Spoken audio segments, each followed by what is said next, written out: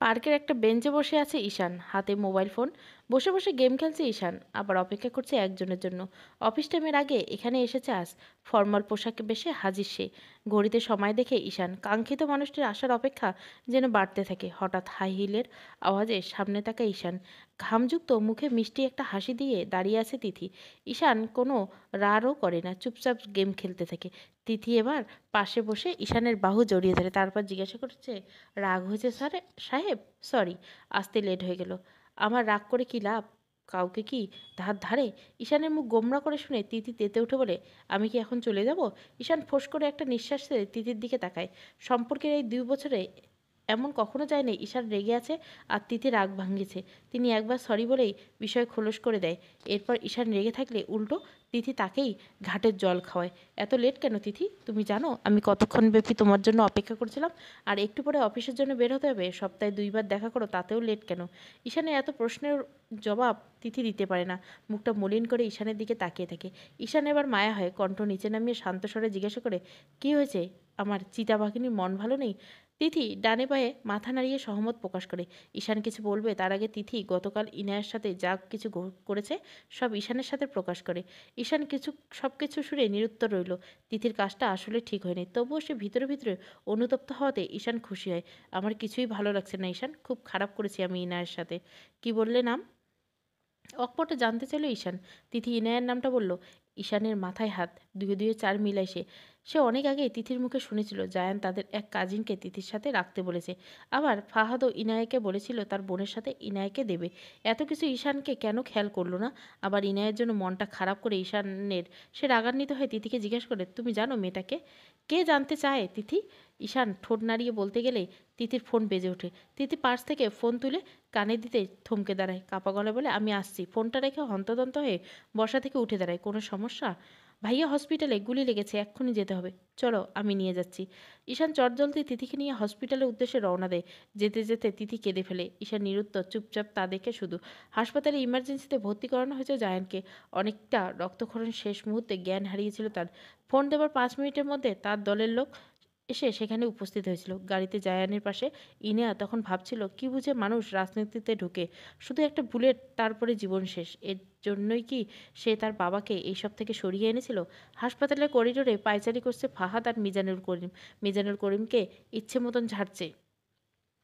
Mayor হয়ে যদি নিজের ভাইকে সে সেফ রাখতে না পারে তাহলে জনগণকে কী নিরাপত্তা দেবে ফাহাদ? অন্য সময় হলে বাবার সাথে ঝগড়া করতে ফাহাদ, কিন্তু আজ অনেকটা চুপসে গেছে। সে সময় নিধির সাথে ফাজলামো করতে বাড়ি না নিয়ে গেলে আজ এই পরিস্থিতি হতো না। মুহূর্তে প্রেস মিডিয়া ভরে গেছে হাসপাতালে। অনেক মানুষের ভিড়। ইনায়া অতিরিক্ত বিরক্ত হয় এইসবে। পাশে মিনারা বেগম কাঁদছে। নিজেকে এত ভেঙে ফেলছেন না তিনি, খুব শক্ত হয়ে রয়েছেন। ইনারা তাকে সান্ত্বনা দেবার মতো কোনো কথা খুঁজে পায় না। কারণ রাজনৈতিক ফ্যামিলি থেকে বিলিং করা মানুষগুলো কাছে এইসব দুধ ভাত। তারা নিজেকে সবসময় সামলাতে জানে। হঠাৎ নিধি তার হাত ধরে বসা থেকে অন্য পাশে নিয়ে যায়। আচমকা ইনায় ভয় পেলে সামলে নেয়। কই ছিলি নিধি? কতক্ষণ খুঁজলাম তোরে। আরে বলো না ভাবি, ওই বজ্জাত মেয়র আমাকে তার বাড়িতে নিয়ে গেছিল। জায়ান ভাইয়ের খবর পেতে আমাকে ফেলেই চলে এসেছে। এখন বলো, জীবনে প্রথম গোলাগুলির সম্মুখে পড়লে ফিলিংস কেমন? বিরক্তিতে ভুরু মুখ কোঁচকালো ইনায়। এমন আতঙ্কের সময় ফিলিংস আবার কেমন হবে? সে মুখ গোমড়া করে বলল, আর কি, কুকুর বিড়ালেরও দাম আছে রাজনৈতিক মানুষগুলোর থেকে। একটা ট্রিগারের চাপ, লাইফ শেষ। ভাবা যায় এসব? নিধি এবার আপাতমস্তক ইনায়াকে দেখে নেয়। সারা গায়ে রক্তে মাখামাখি, কালো জামা দেখে বোঝা যাচ্ছে মুশকিল। ভাবি, হলো তো চলো, কাপড় বদলাবো। ইনায়া সামনে তাকায়। ডাক্তার ওটি থেকে বেরোচ্ছে। ফাহাদ কথা বলছে তার সাথে। ইনায়া নিধি সেদিকে যেতে শুনতে পায়। ডাক্তার বলেছে জায়ান এখন বিপদমুক্ত। কয়েকদিন সম্পূর্ণ বেড রেস্ট থাকতে হবে। ওটি থেকে বের করে জায়ানকে কেবিনে শিফট করানো হয়েছে। কিছুক্ষণের মধ্যে জ্ঞান ফিরবে।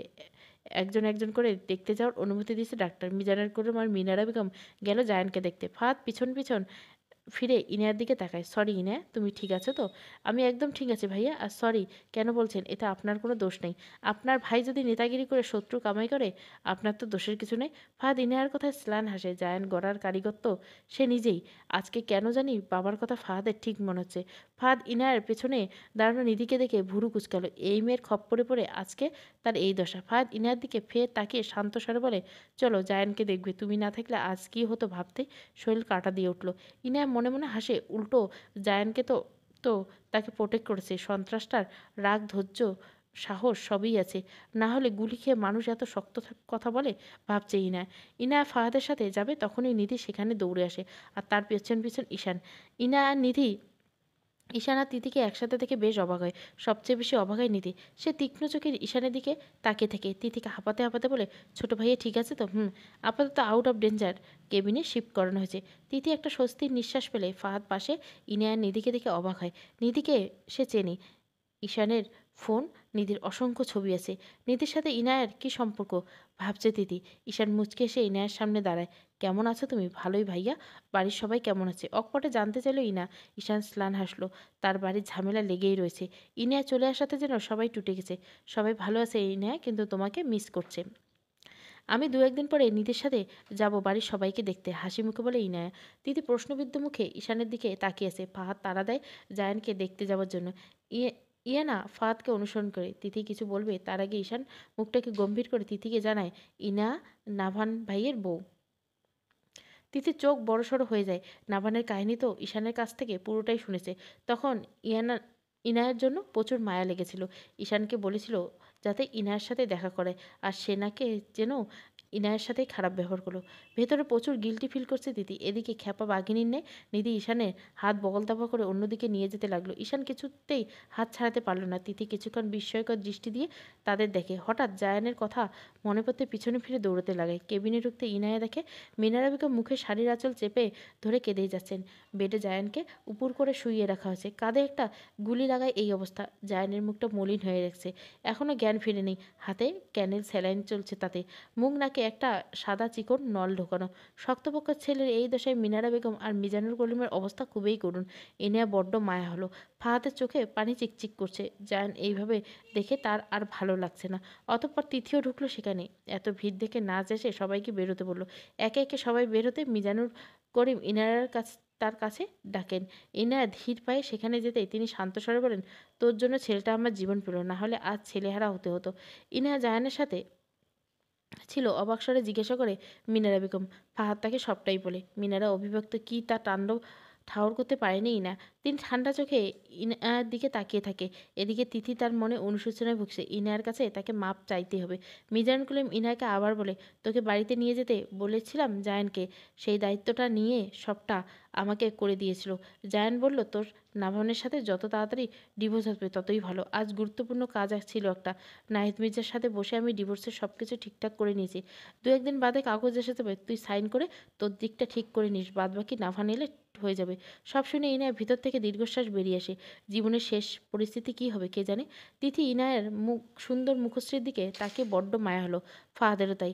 ইনায়া মিজানুরকে সায় দিয়ে উল্টো দিকে হাঁটা শুরু করলো। কেউ তাকে আটকায় না। মিনারা বেগম আবার অন্য কিছু ভাবতে থাকেন। জায়ান কেন ইনারের ডিভোর্সের জন্য উতলা হয়ে উঠছে।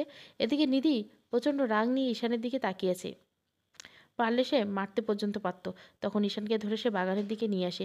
ঈশান আজ নিধির কাণ্ডে অবাক আর বিরক্ত দুটোই হয়েছে। নিধি কখনোই তার সাথে এমন করেনি। ঈশান বিরক্ত স্বরে বলল, কিরে এখানে আনলি কেন? কথা শুনে তো বুঝলাম যে ফাহাদ ভাইয়ের বোন। তো ভুরু কুচকে তাকায় নিধির দিকে নিকট ঈশান। নিধি শান্ত চোখে তাকায় ঈশানের পানে। মায়াবী মুখখানা কিছুটা মুচ্ছা গেছে। পাতলা ঠোঁটগুলো নাড়িয়ে সহসা জিজ্ঞেস করলো, তুমি ওর সাথে কি করেছিলে? একসাথে তো দুজনেই হসপিটালে ঢুকলো, ব্যাপার কি? তুমি কি করে জানলে জায়ান ভাইয়ের খবর? নিধির এতগুলো প্রশ্নে চিপায় পড়ে ঈশান। নিধির সন্দেহের দৃষ্টি তার দিকে তাকিয়ে আছে। ঈশান এবার খেকিয়ে উঠল, কানের নিচে মারবো একটা। তুই আমাকে এইসব কেন জিজ্ঞাসা করছিস? তুই কি আমার বস? সর এখান থেকে, বলো বলছি, না হলে খারাপ হয়ে যাবে। আরও জোরে খাকিয়ে উঠে নিধি। ঈশান চোখ আরও বড় বড় হয়ে যায়। তুই আমার সাথে এইভাবে গলা উঁচিয়ে কথা বলছিস গাধি? বলছি, দরকার পড়লে আরও জোরে বলবো। এখন বলো তুমি এখানে খোঁজ কি করে পেলে? এফবিতে নিউজ দেখেছি, গোমরা মুখে বলে ঈশান। নিধি এবার উত্তর শোনা মাত্র ঘুরে হাসপাতালের দিকে চলে যায়। ঈশান বোকার মতো নিধির যাওয়ার দিকে তাকিয়ে রয়। কেটে গেছে বেশ কিছুদিন। ইনায়ের জীবন স্বাভাবিকভাবে চলছে। তিথি ইনায়ের কাছে মাপ চেয়ে নিয়েছে। ইনায়া আর তিথি খুব মিলেমিশে গেছে। এই কয়টা দিন তিথি অনেকটা ফ্রেন্ডলি হয়ে উঠেছে ইনায়ার সাথে। সকাল হয়েছে অনেক আগে। ইনায়া মাত্র ঘুম থেকে উঠে এক কাপ চা নিয়ে জানলার কাছে দাঁড়িয়েছে। আজ ভার্সিটিতে ক্লাস নেই, তাই ইনায়া ভেবেছে বাইরে বেরোবে। দুটো টিউশনি নিয়েছে ইনায়া। মিজানুর আর সোহানা টাকা সে নিতে চায় না আর। নিজেকে গড়তে হবে আগে। তিথি সকাল সকাল গোসল সেরে ইনিয়ার পাশে দাঁড়ায়। আজকে দিনে প্ল্যান কি তোমার? ইনিয়া পাশে দাঁড়ানো তিথির দিকে তাকায়, মুচকি এসে চায়ের কাপে শেষ চুমুক দিয়ে বলে, আজ একবার ওই বাড়িতে যাব, তারপর বিকেলের দিকে টিউশনি শেষে ফিরবো। টিউশনি কি দরকার? বাবা ভাইয়া শুনলে ভীষণ রাগ করবে। ইনা হাসলো তিথির কথায়, টেবিলের উপর কাপটা রেখে ঘুরে তিথির দিকে তাকিয়ে আলতা হাসি দিল। কতকাল আর অন্যের ভরসা থাকবে? নিজেকে নিজের কাছে ছোট মনে হয়। এবার নিজেকে নিয়ে ভাবতে হবে। তিথির মন আবারও বিষাদে ছেয়ে যায় ইনায়ের জন্য। এই মেয়েটার জীবনটা আসলে অস্থিরময়। কিন্তু ইনায়ের বড্ড শান্ত নিরুত্তর। তিথি আর কিছু বলে না। তিথি আর ইনায়ের রেডি হয়ে বের হয়ে নিজ গন্তব্যের আলিশান বেডের উপর শুয়ে আছে জায়ান। মেজাজ বিগড়ে আছে তার, কাঁধের ঘাটা শুকনোর পথে। এইভাবে রোগী হয়ে বাড়িতে বসে থাকাটা তার মোটেও ভালো লাগছে না। বাবা কড়া আদেশ, বাড়ির বাইরে গেলে ঠ্যাং ভেঙে দেবে, যাতে করে আর রাজনীতির নাম মুখে যেন না আসে। ফাহাদের অভিব্যক্তি একই রকম, তো মিনারা বেগম ফ্যাস ফ্যাস আছে। সব মিলিয়ে অতিষ্ঠ হইলেও মনের বাসনা আরও একটা জিনিস পোড়াচ্ছে তাকে। দরজার নখ খাওয়াতে ধ্যান ভাঙে জাহানের। একইভাবে শুয়ে মানুষটিকে আসতে বলে ফাহাদ ঘরে ঢুকে জাহানের দিকে ভুরু কুচকে তাকায়। পরনে কোমরে সাদা টাওয়াল আর উদাম শরীর, ক্ষতের জায়গাটা ব্যান্ডেজ করা জাহানের। ফাহাদ পাশে বসে শান্ত স্বরে জিজ্ঞাসা করে, এমন নিগ্রহ হয়ে আসিস কেন? বউ তো নাই যে সিসিডিউস করবি? জান শান্ত চোখে ফাহাদের দিকে তাকায়, শোয়া থেকে উঠে বসে দু হাতে খাটের কার্নিশে ভর করে ঘাড় বাঁকায়। অতঃপর গম্ভীর স্বরে জিজ্ঞাসা করে, খলিলের কি খবর? আর বলিস না, বড্ড বার বেড়েছিল। আজ সকালে সাইন রোডে সমাবেশ দেখেছি। ইলেকশনের সামনে আর কিছু করা যাবে না, এবার আটঘাট বেঁধেই নামতে হবে। আমাকে নাকি দাঁড়াতে দিবে না, আমাদের লোকগুলোকে হায়ার করার চেষ্টা করছে। তোকে গুলি করে নাকি আমাদের শাসিয়ে তার পাওয়ার দেখিয়ে গেছে। কুত্তা বিড়বিড় করে বলে ওঠে জায়ান। সেদিন ইনা পাশে থাকায় কিছু করতে পারেনি, নাহলে বুঝিয়ে দিত জায়ান করিমকে এত সহজে নেভানো যায় না। ফাহাদের দিকে তাকিয়ে সে কুটিল হেসে বলে, ও আজ বিকেলে সমাবেশ ঢুকতে পারবে না। তার আগে ওর হাত পা ভেঙে আমি নল্লি বানাবো, আর ওর ছেলেগুলোকে নল্লি চিবাতে দিব। মানে তুই কি করবি? ওর সাথে মারামারি করতে যাবি? আতকে উঠল ফাহাদ। জায়ান রহস্যময় একটা হাসি দেয় ফাহাদের দিকে তাকিয়ে থেকে। শোন জায়ান, একে তো তুই অসুস্থ, তার উপর আবার বাবা দাদার থাকতে আমাদের কি বলেছিল মনে নেই? বলেছিল রাজনীতিতে ঢুকলে কত এসে পায়ে কামড়াবে। আবার যদি উল্টে সেই কুত্তার পায়ে কামড় দেয়, তাহলে আমাদের মধ্যে পার্থক্য কী রইল? আমরা সবসময় শান্তিপূর্ণ সমাবেশ করব, সুষ্ঠু নির্বাচন নিরপেক্ষ করব, কোনো হাতাহাতি মারামারি তো যাব না। ব্যাস। ফাহাদের কথা হাসি পেলে জানে। সে বিদ্রুপে হাসি দিয়ে বলে ওঠে, এতদিন নিশ্চয় বুঝে গেছে রাজনৈতিক কৌশলে অবলম্বন না করলে গদিতে টিকে থাকা অসম্ভব। আমি বাবা কারো ঋণী হয়ে থাকতে চাই না। খলিলের পাওনা ওকে ঠিক বুঝিয়ে দিব। সেদিন ইনা না থাকলে ওর 12টা বাজিয়ে দিতাম।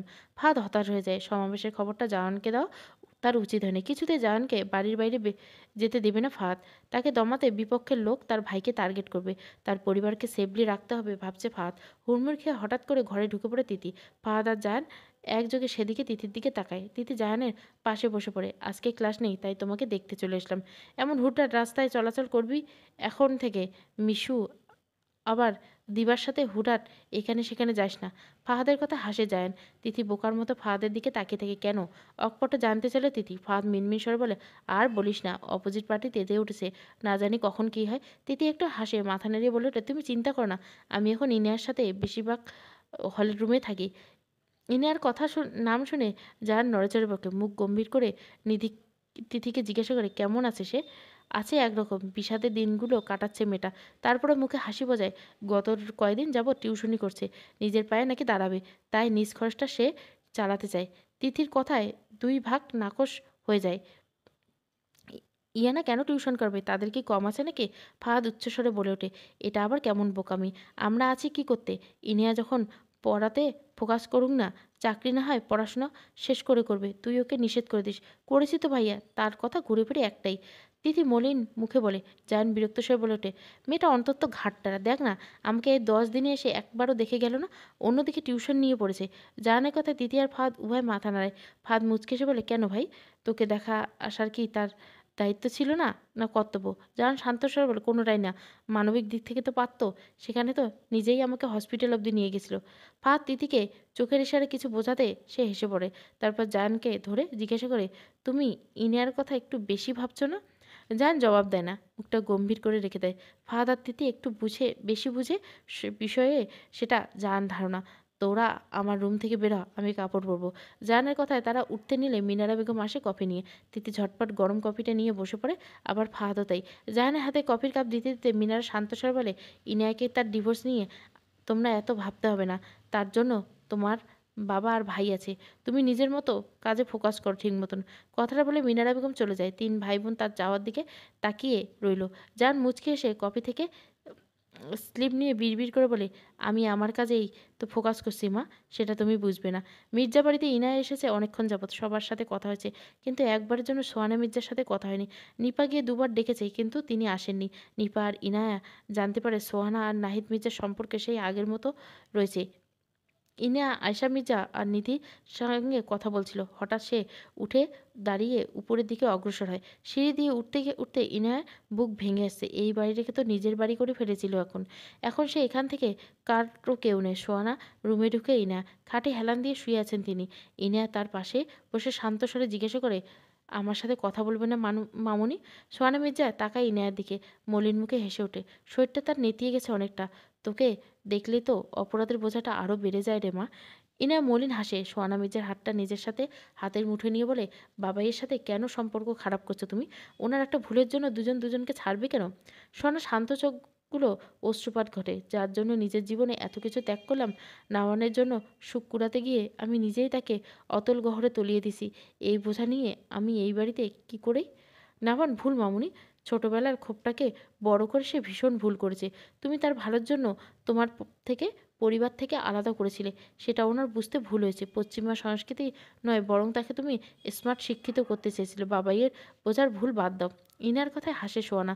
তখনই হঠাৎ নাইন মির্জা ঘরে আসে। ইনাকে সামনে সোহানা হাত জড়িয়ে ধরে বলে ওঠে, আমি না বুঝেই সেদিন এসব বলেছিলাম, তাই বলে আমাকে ছেড়ে চলে যাবে? না, নাভানের এমন হওয়ার জন্য তুমি দায়ী নও। সে নিজেই পশ্চিমা সংস্কৃতি নিজের করে নিয়েছিল। আমারই বোঝার ভুল হয়েছে। সোহানা নিরুত্তর রইল। যদিও কিছু না করে বুকের ভেতরটা কষ্টে দুমড়ে মুচড়ে যাওয়ার মন এত হাহাকার করে। তারপর দূর দেশে তার ছেলে কি করেছিল, কি হতো ছেলে শান্তভাবে আদুরে কথা বুঝলে? একাকিত্ব তার ছেলেকে পশ্চিমা সংস্কৃতি ঢেকে ফেলেছে। আজ হয়তো সবাই ঠিক থাকছে যদি নাওয়ানকে সে মাতৃত্বে আদরে মানাতো। নানা নানু মারা যাওয়ার পরে নাওয়ানকে একা না রাখলেই আজ এত কিছু হতো না। সোহানা কেন যায়নি? মনে হচ্ছে সে আসলেই মা হতে পারেনি। নায়েদ মির্জার হাতটা শক্ত করে ধরে সোহানা। ইনিয়ার দিকে তাকিয়ে মিষ্টি হেসে বলে, চল, আজকে তোকে আমি নিজ হাতে রেঁধে খাওয়াবো। সময় দিতে পারবি তো? ইনিয়া মাথা নাড়িয়ে জবাব দেয়। সোহানা একটু হাসতে দেখে নাহিদ মির্জা আর ইনিয়া উভয়ের ভালো লাগে। সাইড রোডের দিকে ছিল খলিলের দলীয় সমাবেশ। বিকেল 4টা বাজতে শুরু করে সেটা। মাঝপথে সড়কভূমি, বিশাল ভূমি। তাতে সমাবেশের আয়োজন করবে বলে ভেবেছিল। গাড়ি করে দলবল নিয়ে সেদিকে যেতে বাধে বিপত্তি। হঠাৎ করে কালো রঙের 4টা গাড়ি এসে তাদের মাঝখানে ফেলে গোল গোল করে ঘুরতে থাকে। খলিল কিছুটা ঘাবড়ে যায়।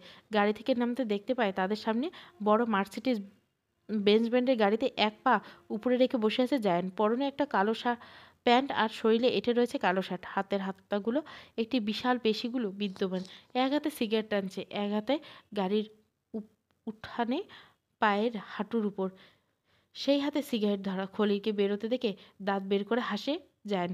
খলিল ভেতরে একটু ভয় পেলেও প্রকাশ করে না। ভয়ঙ্করভাবে রেগে জায়ানকে জিজ্ঞেস করে, এসব কি জায়ান? অভদ্র ন্যায় ছেলেপুলে নিয়ে রাস্তা আটকালে কেন? সরি কাকু, একটু সহ্য করিনি। আপনার ভাতিজারা সভ্য হতে পারেনি, কি আর করবেন? ঘাড় বাঁকিয়ে বলে জায়ান। মধ্যবয়সী খলিল এবার চটলেন। ঠিক সময় বিয়ে করলে জায়ানের মতো ছেলে থাকতো তার।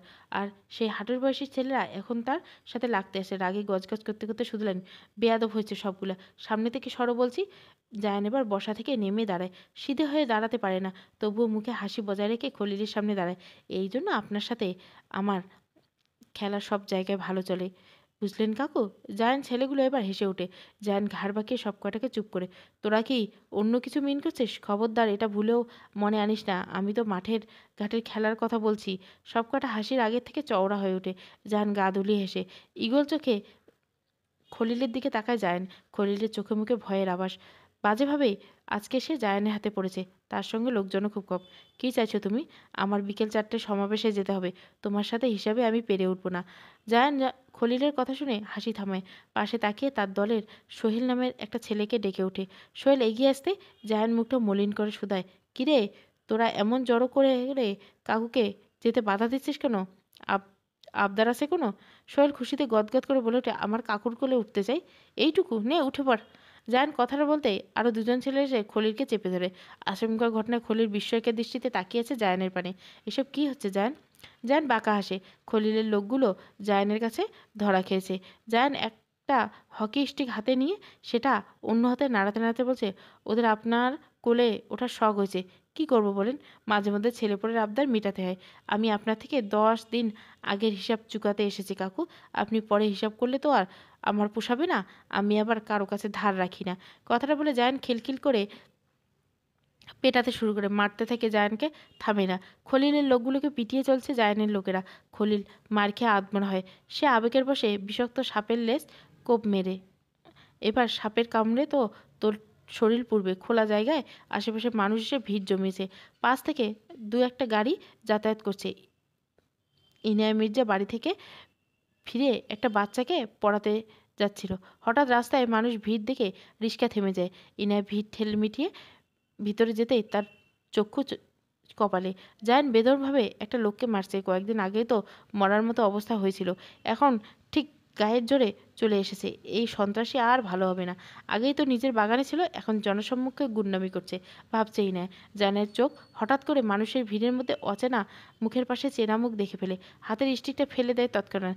ঘামে জবজবে অবস্থায় জায়ান খানিকক্ষণ আগের পরিপাটি চুলগুলো কপালে বিছিয়ে পড়ে রয়েছে। এক পা দুপা করে ইনার দিকে এগোয় জায়ান। ইনাও তাই। জায়ান ইনার দিকে তাকিয়ে স্মিত হাসি দেয়। এখানে কি করো বোকা হরিণ? আপনার গুন্ডামি দেখতে এসেছিলাম। উহ, এতগুলো দর্শকের মাঝে তুমি একজন যে আমাকে সার্থক করে দিয়েছে। ইনা মুখ বাঁকায়। জায়ানের হাসে গা দুলিয়ে। ইনা এবার আশেপাশে তাকিয়ে মুখ গম্ভীর করে বলে, আপনি সন্ত্রাসী আর ভালো হলেন কই? ঠিকমতো সোজা হয়ে দাঁড়াতে পারছেন না আর গুন্ডামি করতে রাস্তায় চলে এসেছেন। 1 সপ্তাহ আগে তো বিছানায় উবুর হয়ে শুয়েছিলেন, এখন ঠিক শরীরে জোরে চলে এসেছেন। যেন হাসি থামিয়ে ইনার দিকে তাকায়, শান্ত হয়ে জবাব দেয়, আপনার মনে আছে আমি আহত হয়েছিলাম? মনে থাকবে না কেন? সেদিনকার পরিস্থিতিতে আমরা দুজনেই ছিলাম। এই জন্য তো আমি আছি নাকি গেছি তা আপনি একবারও খোঁজ রাখেনি। ইনায়া থমকায়। আসলে তো জায়ানের কোনো খোঁজ নেয়নি, আর নেবেই বা কেন? জায়ান তার কে হয়? ইনায়ার মন আবার ঘুরে। মামাতো ভাই হিসেবে খবর নিতেই পারত। তা এই রাস্তা দিয়ে কোথায় যাচ্ছিলেন? জায়ান গম্ভীর স্বরে তার দিকে তাকাই না, নিজেকে ধাতস্থ করে অকপট উত্তর, টিউশনে যাচ্ছিলাম একটা, সেখানে যাচ্ছিলাম। কিন্তু আপনার জন্য, সন্ত্রাসীর জন্য তা হলো না। এতগুলো মানুষকে ছেলেপেলে নিয়ে পেটাচ্ছেন। মানুষ পেটাতে ভালো লাগে না তাই পেটাচ্ছি। আর এই শিয়ালটাকে আমাকে গুলি করেছিল। আর এখন যদি আমি বাঘ হয়ে তার বিচার না করতে পারি, তাহলে বাঘ না হয়ে বিড়াল সেজে বসে থাকা দরকার। যান গম্ভীর স্বরে বলে ইনায়ের দিকে। ইনায়া অবাক হয়। নিশ্চয়ই এই ছেলে গুলি খেয়ে পাগল হয়ে গেছে। চোখে মুখে হাসি, তবু কি ভয়ঙ্কর অভিব্যক্তি জায়ানের। জায়ান পেছন ফিরে সোহেলকে ডাকে। সোহেল আসতে এসে গম্ভীর গলা বলে, খলিলের লোক যে কোনো সময় এখানে আসতে পারে। তুই ইনায়াকে হলের গেটে নামিয়ে দিয়ে আয়। আমি এই ফাঁকে এই কাকুর খেদমত করি। এবার ইনায়ের দিকে তাকিয়ে জায়ান গম্ভীর স্বরে আরও গম্ভীর করে বলে, এই লিসেন, তুমি এমন ঘাউড়ামি না করে সোহেলের সাথে যাও। আজ সাইন রোডে মারামারি হবে, পরে বাসায় ফিরতে পারবে না। ইনায়া মাথা নাড়িয়ে সায় জানে সে এই ঝামেলায় থাকতে চায় না। জায়ান ঘুরে চলে যেতে দিলে ইনায়া পিছন থেকে ডেকে ওঠে। জায়ান ফিরে ইনায়ার দিকে তাকাতে ইনায়ার ঠোঁট নাড়িয়ে আস্তে করে বলে, শিয়াল আর বাঘ যে মামা ভাগিনা তা জানেন নিশ্চয়। শেয়ালের বুদ্ধি কিন্তু বাঘের শক্তির চাইতেও বেশি। তাই বলছি, বেশি বল প্রয়োগ না করে বুদ্ধি দিয়ে ভাবুন, না হলে শেয়াল চতুর বুদ্ধির কবলে পড়বেন বাঘ মামা। কথাটা বলে চোখের ইশারা করে ইনায়া চলে যায়। জায়ান বোকার মতো তার যাওয়ার দিকে তাকিয়ে থাকে। ইনিয়া শেষমেশ তাকে মামা উপাধি প্রদান করলো। শপিং করতে এসেছে নিধি। ঘড়িতে সময় বিকেল 5টা। ইয়ানাকে জোর করলেও আসেনি। তার টিউশন। একা একা বোরিং লাগছিল নিধির। কিছু একটা কেনাকাটা করে 3rd ফ্লোরে কফি শপে বসে আছে। কিছুক্ষণ বসেছে, যেই না যাবে সামনে তার চোখ পড়ে যায় বসা ফাহাদের উপর। তার সাথে বসা অন্তত সুন্দরী শাড়ি পরা একটা রমণী। তারা কিছু একটা বিষয় নিয়ে গভীর আলোচনা করছে। নিধি ব্যাগ থেকে ফোনটা নিয়ে কয়েকটা ছবি তুলল। গার্লফ্রেন্ডকে নিয়ে কফি শপে ঘুরে বেড়ানো আর মেয়ে দেখলে ফ্ল্যাট করা, দেখবে মজা এই মেয়েরকে। নিধি কথাটা বলে ফোনটা আবার ব্যাগে ঢুকে নেয়। আচমকা ফাহাদের চোখ পড়ে যায় নিধির দিকে। সে বসা থেকে উঠে। নিধি তার লক্ষ্য করতে ঝটপটে উঠে যায়। নিধি ফাহাদকে আর ফেস করতে চায় না, ফাহাদও কম যায় না। নিধির সামনে গিয়ে দাঁড়িয়ে পড়ে। কেমন আছো নিধি? শপিং করতে এসেছিলে বুঝি? দেখতেই তো পাচ্ছেন, আবার জিজ্ঞাসা করছেন কেন? ফাহাদের প্রশ্নের পরিপ্রেক্ষিতে নিধি তেতে গিয়ে জবাব দেয়। ফাহাদ বিরক্ত হয় প্রচুর। এই মেয়ে তাকে 4 আনারও দাম দেয় না। অবশ্য তার দাম ফাহাদের। সে নিজেই নিধিকে এমন হতে বাধ্য করছে। ফাহাদের সাথে মেয়েটা এতক্ষণ তাদের কাছে চলে এসেছে। ফাহাদ নিধিকে দেখে আলতো হেসে বলে, লুক তিলক, শি ইজ নিধি, নাভানের বোন। সত্যি? তিলক অবাক হয়। সে খুশি মনে নিধির দিকে হাত বাড়ায়। নিধি আপাতমতো তিলককে দেখে নেয়। স্লিভলেস ব্লাউজের সাথে পাতলা ফিনফিনে শাড়ি পরে আছে মেয়েটি। নিধি কিছুটা রাগ হয়। সে গম্ভীর মুখে তিলকের সাথে হাত মিলে, অতঃপর গম্ভীর স্বরে বলে, আমি আসছি ফাহাদ ভাইয়া, গুরুত্বপূর্ণ কাজ আছে। কথাটা বলে আর কাউকে কিছু বলার সুযোগ না দিয়ে বেরিয়ে যায় নিধি। হাতে তার ভ্যানিলা ফ্লেভারের কোন আইসক্রিম। আজকে গাড়ি আনেনি নিধি। প্রায় সময় সে একা একা রিক্সা করে ঘুরে বেড়ায়। নিধি একটা রিক্সায় বসে। ইনায়ের জন্য কিছু কাপড় কিনেছে সে, সেগুলো দিয়ে বাড়িতে যাবে সে। কিছু যেতে নিধি খেয়াল করলো তার গাড়ি তাদের পেছনে আসছে। নিধি খেয়াল করতে দেখতে পায় গাড়িতে ফাঁদ। নাক মুখ কুচকালো সে। এই লোক আবার তাকে ভাউ দেওয়ার চেষ্টা করছে। নিধি এবার তাকে সহজে পাত্তা দিল না। গলির মোড়ে রিক্সা ভাড়া মিটিয়ে দিয়ে নিধি সামনে এগোয়। বাকি রাস্তা হেঁটেই যাবে সে। কিছু দূর যেতে নিধি থেকে ফাহাদের পিছন পিছন আসছে। নিধি উল্টো ঘুরে ফাহাদের দিকে এগিয়ে যায়। কোনো ম্যানার নেই নাকি মেহের সাহেব? এইভাবে একটা সাধারণ মেয়ের পিছনে নিচ্ছেন? বিষয়টা দৃষ্টিকটু লাগছে আমার কাছে। হাতে হাত রেখে শক্ত স্বরে বলে ওঠে নিধি। ফাহাদ আমতা আমতা করে বলে, মানে? দেখলাম গাড়ি আনোনি, তাই ভাবলাম একটু খেয়াল রেখে আর কি। নিধি এবার তেতে ওঠে আর এক কদম এগিয়ে বাজ খাই গলায় বলে, খেয়াল রাখার জন্য আমার ফ্যামিলি আছে, আপনার এত টেনশন করতে হবে না। ফাহাদ অন্যদিকে দাঁড়িয়ে চ শব্দ উচ্চারণ করলো। অতঃপর নিধির দিকে তাকিয়ে শান্ত স্বরে বলল, আমি কি আমার সাথে একটু ভালো করে কথা বলতে পারো না? সবার সাথে তো ঠিকই থাকো, আমার সামনে এলে মেজাজ দেখো। কারণটা আপনি নিজেই তৈরি করছেন। নিধির কথায় ফাহাদ স্মৃতিচারণ করছে 2 বছর আগের। তখন নিধির সাথে ফাহাদ টুকটাক এফবিতে মেসেঞ্জারে কথা হতো। নিধি বড় ভাইয়ের মতো ফাহাদকে সম্মান করতো। বিপত্তি সৃষ্টি হয় হঠাৎ করে ফাহাদ নিধির সাথে ফ্ল্যাট শুরু করে। নিধি প্রচুর বিরক্ত হয় এতে। ফাহাদকে বুঝিয়ে কোনো লাভ হয় না। ঝামেলা তখন আরও জোরালো হয় যখন ফাহাদ নিধিকে তার সাথে রিলেশনে যাওয়ার অফার দেয়। নিজের থেকে 13 বছরের বড় ফাহাদের এমন সাহস দেখে 17 বছরের নিধি তখন তেতে উঠেছিল। ইচ্ছে মতো ঝেড়েছিল ফাহাদকে। সে তো বড় ভাইয়ের জায়গায় বসিয়েছিল ফাহাদকে। সেই থেকে নিধি ফাহাদকে দেখলেই রেগে ওঠে। সব কথা মনে করে ফাহাদ নিধির দিকে চোরা চোখে তাকায়। আপনি কি আসলেই মেয়র? আমার তো মনে হচ্ছে না। কাজকর্ম ফেলে এভাবে রাস্তায় রাস্তায় ঘুরছেন। তা তো ঘুরবেন, ডান হাত তো ছোট ভাই আছে না, লজ্জা করে না? অসুস্থ ছোট ভাইটাকে কালকেও মারামারি করতে পাঠিয়েছিলেন। আপনি একটা চোর। আপনাকে দিয়ে এলাকার কোনো উন্নয়ন হবে না দেখছি। কর্কশ কণ্ঠে বলে ওঠে নিধি। ফাহাদ প্রতিবাদের স্বরে বলে, মোটেও না। জায়ানকে করা পাহারায় রেখেছিলাম কাল, তারপরে জানি কেমন করে বেরিয়ে গেল। আর আমি ভুলেও কাজ নিয়ে হেলাফেলা করি না। একটু আগেই তো মিটিং সেরে এলাম। হ্যাঁ, কি মিটিং করেছেন তা আমি নিজের চোখে দেখেছি। আসলে তুমি ভুল। ফাহাদকে শেষ কথা করতে দেয় না নিধি। সামনে ফিরে হাঁটতে শুরু করে। ফাহাদও তাল মেলায়। কিছুক্ষণ হাঁটতেই তাদের পিছনে একটা কুকুর আসে। সেও আবার সাথে চলছে। নিধি এবার ভয় পেলে পিছন ফিরে খেকিয়ে ওঠে। আপনার এলাকার কুত্তাটা আপনার মতো শিক্ষায় শিক্ষিত হয়েছে। ফাহাদ কুকুরটিকে দেখে একটু দূরে সরে দাঁড়ায়। তারপর নিধির দিকে তাকিয়ে রাগী স্বরে বলে, তুমি আমাকে কুকুর বলে মিন করছো? আরে বাহ, এত তাড়াতাড়ি বোঝার জন্য ধন্যবাদ। বলবো না তো কি বলবো, দুজনকে তো পিছনে লেগেছেন। ফাহাদ রেগে কিছু বলতে যাবে তার আগে সে লক্ষ্য করে কুকুরটা নিধির হাতের আইসক্রিমটার দিকে তাকিয়েছে। এক্ষুনি আইসক্রিমটা ফেলো বলছি। মানে আইসক্রিমটা ফেলবো মানে? জীবনেও ফেলবো না। তাহলে কুকুরের খামর খাও। ফাহাদের কথায় নিধি লক্ষ্য করলো কুকুরটা তার আইসক্রিমের দিকে তাকিয়েছে। নিধি একটু ঢোক গেলে ফাহাদকে বলে, ফাহাদ ভয়ে ভয়ে বলে ওঠে, আমি কুকুর ভয় পাই। হাসতে গিয়েও হাসে না নিধি, কারণ সেও তো একই পথের প্রতীক। তবুও ছেলে হয়ে ফাহাদ ভয় পাবে কেন? মানতে পারে না নিধি। মেয়র হয়ে কুত্তাকে ভয় পাচ্ছেন? দাঁড়ান, আমার থেকে শিখে সাহসী হয়ে নিন। নিধির কথায় ফাহাদ চমকায়। এই মেয়ে কী করবে এখন? নিধি আশেপাশে তাকিয়ে একটা ইটের কোণায় এসে কুকুরটাকে ঢিল মারে। ব্যাস, মুহূর্তে কুকুরটা তেতে নিধির দিকে তাকে খেকিয়ে ওঠে। নিধি ভয়শূন্য দিকশূন্য হারিয়ে দৌড় লাগায়। ফাহাদ হতভম্ব হয়ে সে নিজেও একই কাজ করে। কুকুরটা তাদের পেছনে খেপে যায়। নিধি আইসক্রিম খাচ্ছে আর তা দৌড়াচ্ছে। পাশে তাকিয়ে ফাহাদকে দেখে ব্যঙ্গ করে বলে উঠলে, এই নাকি এলাকার মেয়র? আমাকে নিজের এলাকায় কুত্তা দিয়ে ধাওয়া করেছেন তো, এর হিসাব আমি পরে করাবো। ফাহাদ হুঙ্কার দিয়ে বলে ওঠে, আগে আমি এর থেকে ছাড়া পাই, তারপর তোমার সাথে হিসাব করবো, ফাজিল মেয়ে কোথাকার। নিধি আর কিছু বলতে গিয়েও বলে না। লক্ষ্য করে দৌড় প্রতিযোগিতায় দুটো বাচ্চা ছেলেকে আজ পড়াতে এসেছে ইনায়া। দুজনে যমজ ভাইয়েরা। একটা খুব গম্ভীর, অন্যটা প্রচুর দুষ্টু। 1 ঘন্টায় কী করে একে সামাল দিবে ভাবছে ইনায়া। কখনো ভাইয়ের খাতা টেনে নিচ্ছে তো কখনো নিজেরটা ফেলে দিচ্ছে। একজন মহিলা নাস্তা দিয়ে গেছে ইনায়াকে। সেগুলো 1 প্লেট জমাচ্ছে ছেলেটা। ইনায়া বিশেষভাবে ছেলেটাকে কিছু বললেও মানছে না। হঠাৎ করে বাচ্চাদের মা রিমা আসে। তাকে দেখে ছেলেটা শান্ত হয়ে বসে। রিমা ইনায়ার পাশে বসে ক্লান্ত ভঙ্গিতে বলে, আসলে আমার এই ছেলেটা প্রচুর দুষ্টুমি করে, আশা করি মানিয়ে নেবে। কথা না শুনলে বেত মারার ভয় দেখাবে। আমি এটাই করি, সমস্যা নেই, বাচ্চারা দুষ্টুমি করবে, এটাই স্বাভাবিক। ইনা হেসে জবাব দেয়। রিমা প্রশান্তি হেসে জায়গা ত্যাগ করে। ইনা এবার ছেলে দুটোর গাল টিপে দেয়। বাচ্চাগুলো দেখতে খুব কিউট। নাম কি তোমাদের? ইনায়া মুচকি এসে জিজ্ঞাসা করে। এতক্ষণ লাফালাফি করছিল সে এবার চটপট উত্তর দেয়। আমি শুদ্ধ, ক্লাস 3-তে পড়ি। আর তুমি? তোমাকে আমরা কি ডাকবো? আমি ইনা, অনার্স ফার্স্ট বর্ষ। তোমরা আমাকে আপু বলে ডাকতে পারো। শুদ্ধ মুচকি একটা হাসি দেয়। ইনা পাশের বাচ্চাটার দিকে তাকায়। সেও গম্ভীর মুখে এতক্ষণ তার দিকে তাকিয়েছিল।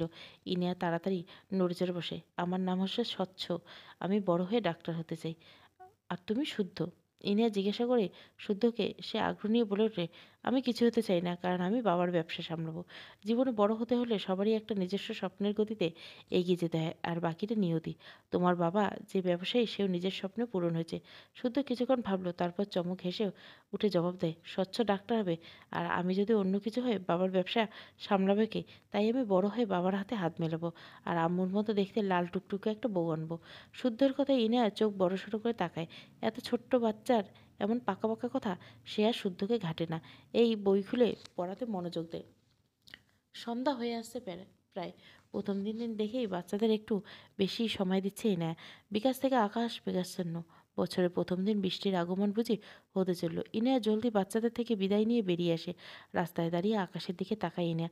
আকাশটা আজ তার মনের মতো রং ধরেছে। কালো কালো মেঘগুলো জমেছে একত্রে।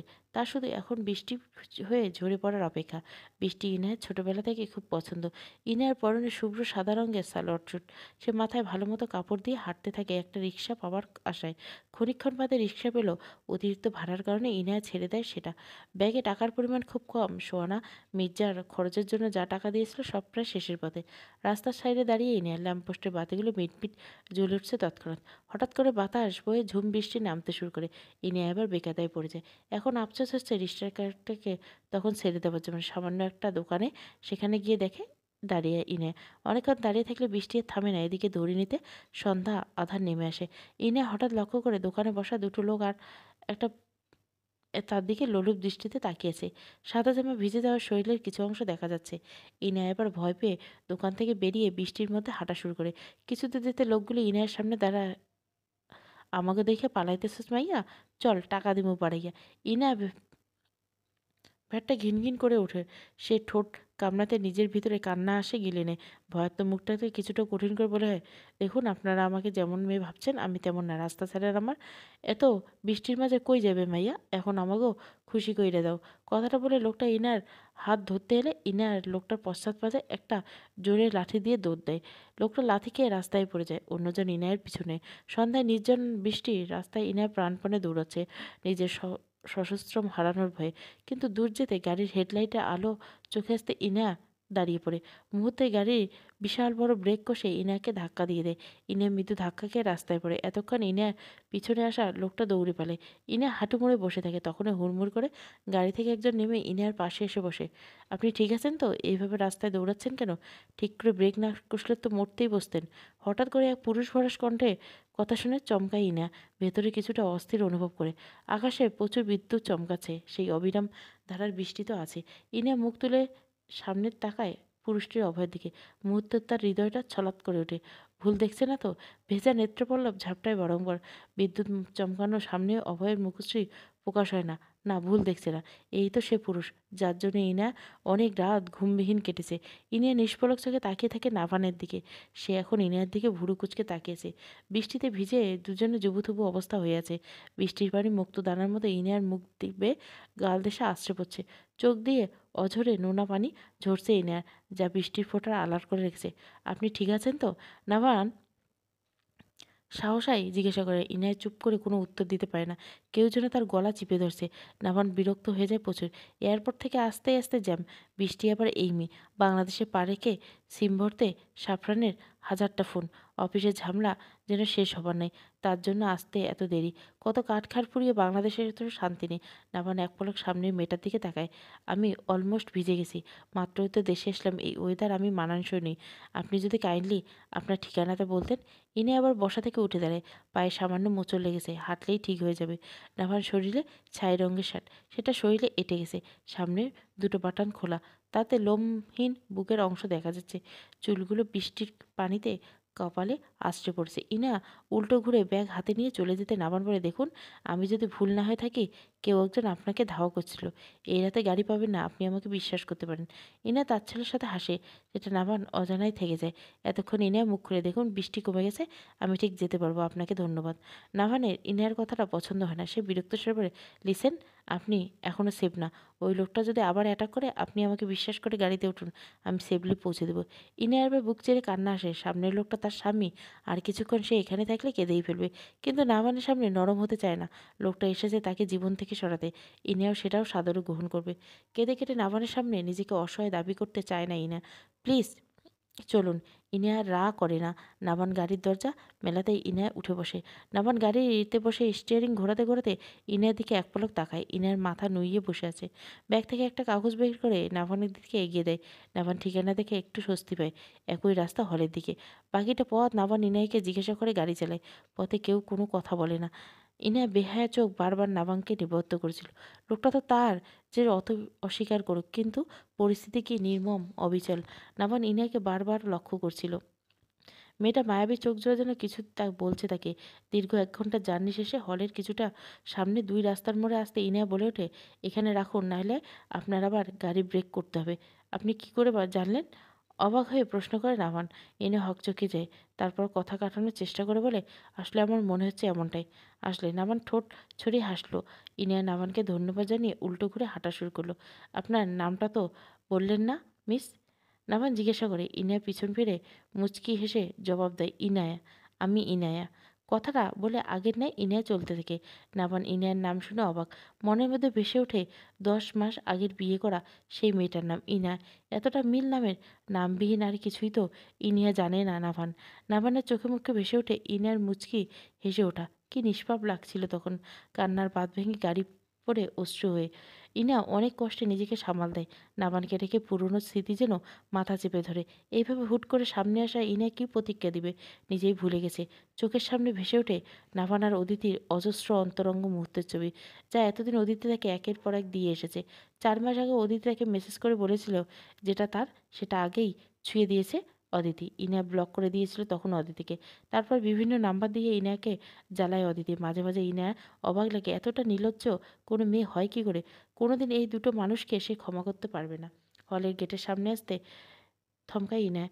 চোখ পড়ে সামনে কালো গাড়িতে আতশো হয়ে থাকা জায়ানের পাশে। সে এক পায়ের উপর আর এক পা রেখে এই বৃষ্টিতে ভিজে বিয়ার গিলছে। চোখ তার ইনায়াতেই নিবদ্ধ।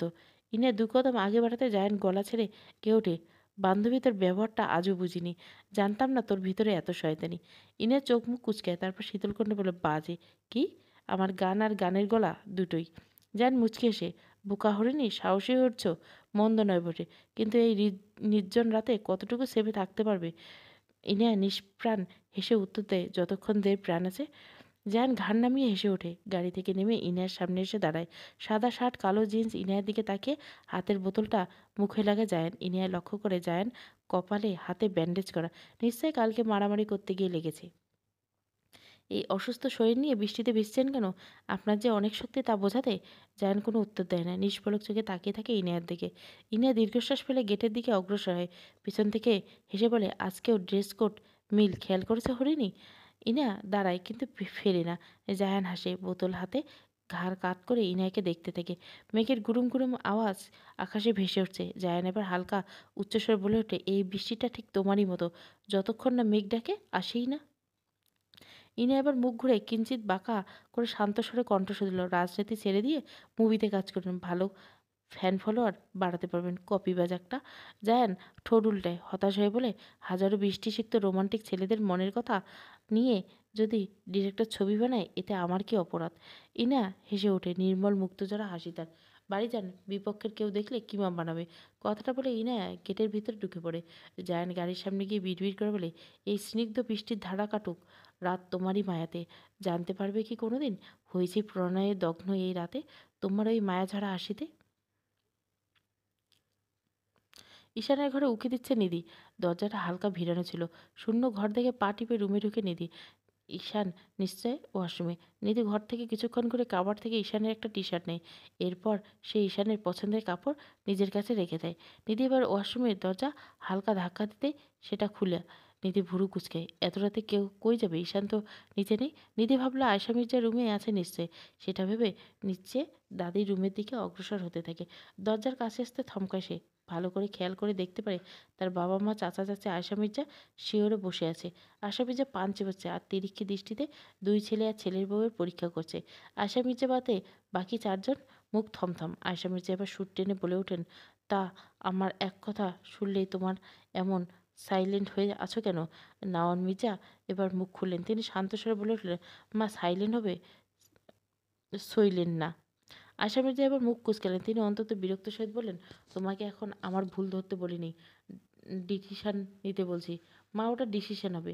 আয়েশা মির্জা এবার রক্ত চোখে নওয়াজ মির্জার দিকে তাকালেন। চুপ হয়ে যান তিনি। অতঃপর সোহানা এবার গম্ভীর মুখে বলেন, মা আপনি যেটা বলছেন সেটা কি আদৌ সম্ভব? সম্ভব কেন নয় বড় মা, বৌমা, সবটা তাদের আমরা আগের থেকে জানিয়ে দেব। দিদি ভুরু কুচকায়। কী বিষয়ে তারা এমন করে কথা বলছে তার বোধগম্য হচ্ছে না। তবু আড়ি পেতে রইল বাকিটা শুনতে। নিপা আবার কাচুমাচু করে মিনমিন স্বরে বলে, ওদের তো নিজস্ব মতামত পছন্দ থাকতে পারে। না নেই, থাকলে দুজন আমাকে আরও আগেই বলে ফেলতো। বাজখাই গলায় বলে ওঠে আয়শা মির্জা। নিপা চুপসে যায়। নাহিদ মির্জা এবার চুপ। এটা দেখ কেমন দেখাবে মা? পাড়া প্রতিবেশী কী বলবে? পাড়া প্রতিবেশী কি আমাদের খাওয়ায় না পড়ায় যে তাদের কথা ক্ষণে ক্ষণে চিন্তা করতে হবে? আমরা তো কোনো অবৈধ কাজ করব নাকি? এখন তোরা বল, তোদের নিধি আর ঈশানের বিয়েতে কোনো আপত্তি আছে কিনা? কথাটা শ্রবণ হতে নিধি থমকে যায়। ভেতরে যেন ড্রাম বেজে চলছে। তরতর করে ঘেমে একাকার হয়ে যাচ্ছে। সে তো ভুল শুনছে না। আসলে দাদি তার আর ঈশানের কথা বলছে। খুশিতে নাচতে মন চাচ্ছে নিধির। এত সহজে মানুষটাকে পেয়ে যাবে ভাবতেই পারেনি। ঈশান তো কবে মন দিয়ে বসেছে, শুধু ছিল ফ্যামিলি আর ঈশানকে কীভাবে নেয়। ক্ষণ আয়েশা মির্জা দৌড়ে একটা শক্ত হাঁক করে দিতে মন চাইছে তার। তার ভালোই ভালোই মা বাবা মেনে নিলে হলো। নাহিদ মির্জা আর নাহাজ মির্জার দিকে তাকায় দুজনে অবাক চোখে সহধর্মিণীর দিকে। নিপা একবার সোয়ানার দিকে তাকে খুশি মনে বলে, আমাদের নিধির আর ঈশানের বিয়ে নিয়ে কোনো আপত্তি নেই। ঈশান আর রীতি রাজি হলেই হবে। সবাই যেন একটু প্রসন্ন বোধ করে। আয়েশা মির্জা এবারে হেসে উঠে বলেন, তোমরা চিন্তা করো না, ওদের আমি রাজি করবো। আমার একটা শর্ত আছে, সহসাই বলে সোয়ানা মির্জা। নিধি এবার ভয় পায়। মা জানি কি বলে। সবাই প্রশ্নবিদ্ধ মুখে তাকায় সোয়ানার দিকে। যতদিন না নাভান আর ইয়ানার ডিভোর্স হচ্ছে ততদিন এই বিষয়টা আমাদের মধ্যে থাকবে। সবাই সহমত প্রকাশ করে। নিধি এবার দৌড়ে নিজের রুমে চলে যায়। চোখ বেয়ে সুখের অশ্রু বয়। ঈশানের টি শার্টটা গায়ে জড়ায়। নিচের দিকটা গিট দিয়ে ছাদে চলে যায় নিধি। ছাদে রেলিংয়ে বসে এতক্ষণ দিদির সাথে কথা বলছিল। বৃষ্টি কিছুটা কমে শীতল বাতাস বইছে।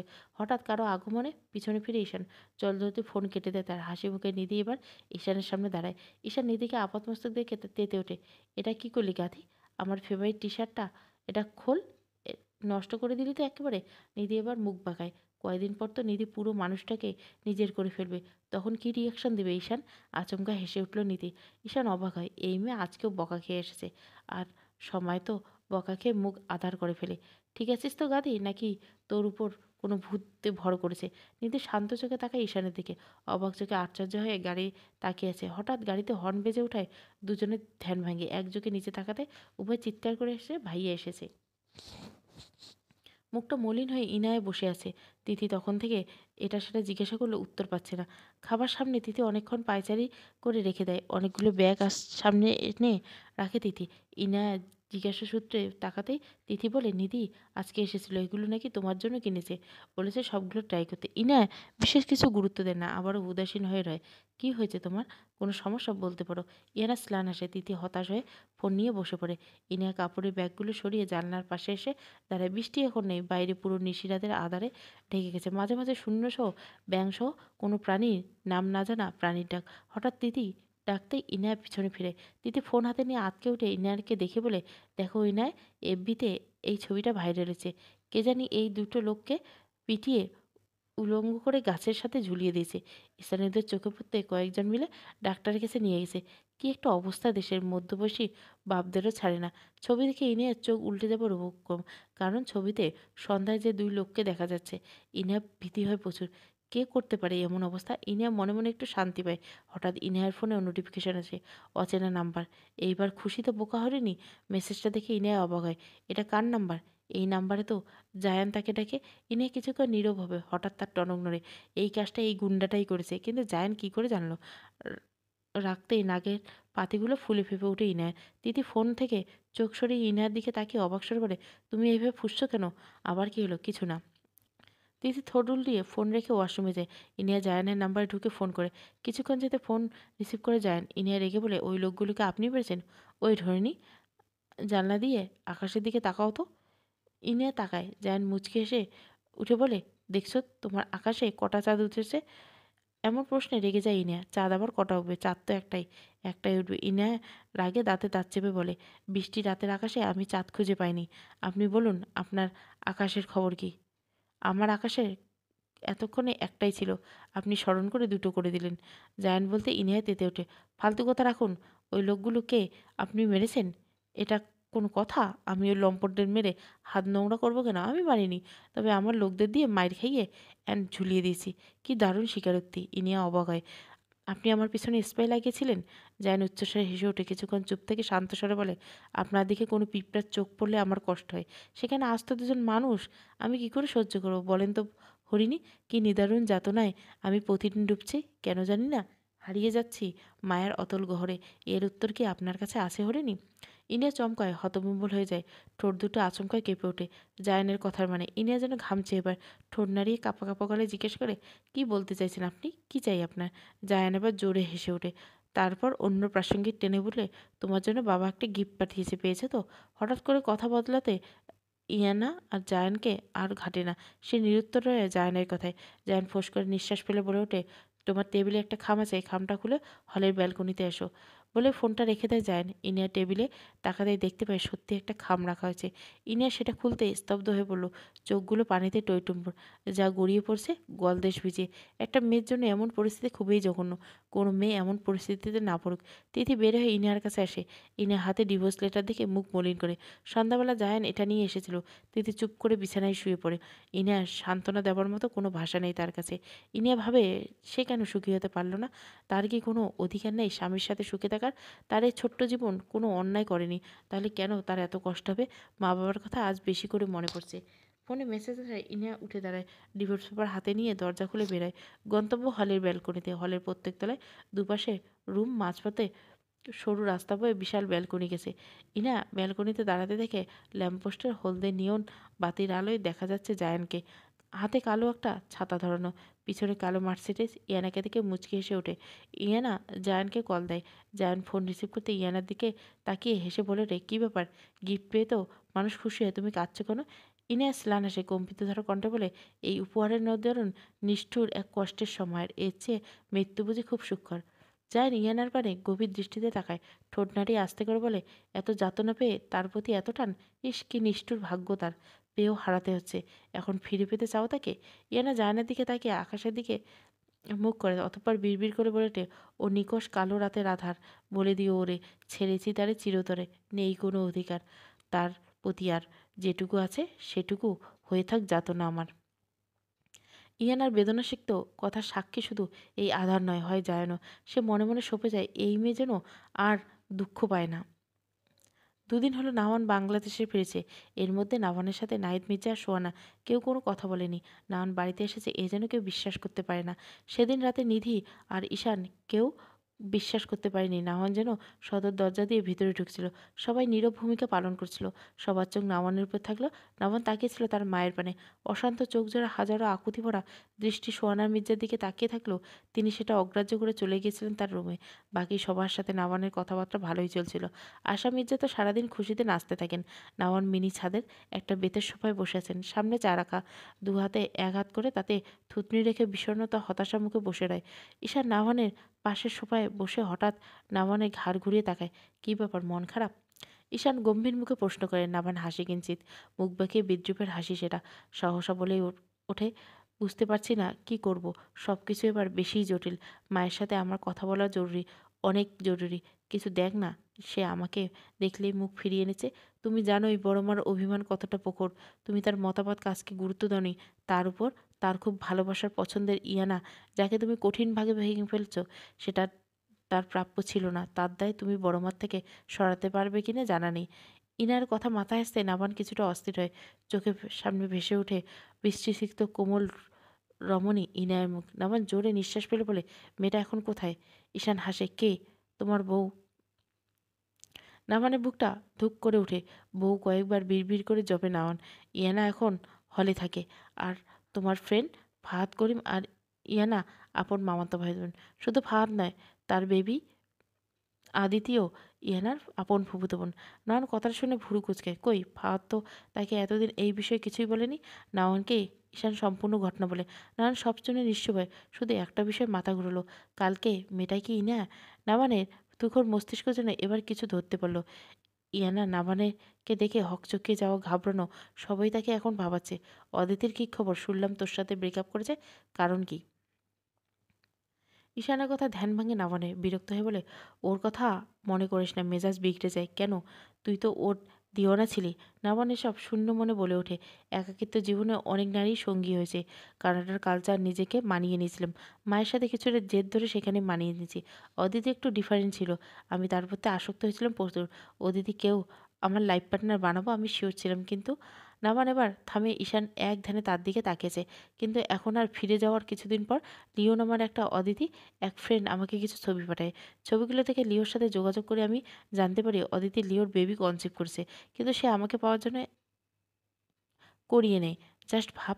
ঈশান চোখ মুখ কুঁচকে দেয়। কি বিশ্রী মেয়ে অদিতি।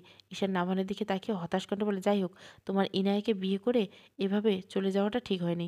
নাভান চুপ হয়ে কিছু বলে না সে। বুক চিরে দীর্ঘশ্বাস বেরিয়ে আসে। মায়ের সাথে জেদ ধরে সত্যি আমি একটা পৈশাচিক কাজ করে ফেলেছি। ক্লাস শেষে নিধি ইনায়াকে নিয়ে একটা রেস্টুরেন্টে যায়। সেখানে খাওয়া দাওয়া শেষ করতে নিধি আর ঈশানের বিয়ের খবর ইনায়াকে দেয়। ইনা অবাক হয়ে যায় প্রচুর। ঈশানের সাথে নিধি? কিন্তু নিধির চোখ মুখ দেখে ইনায়া বোঝে এই বিয়েতে নিধি প্রচণ্ড খুশি। কিন্তু ঈশান? ভাইয়ের কি মত? নিধি ইনায়ার প্রশ্ন শুনে থমকায়। মুখটা মলিন করে বলে, তা তো জানি না, আমি তো আরিফিতে সব শুনছি। বলেছে তোমাদের ডিভোর্স হলে সবাইকে জানাবে।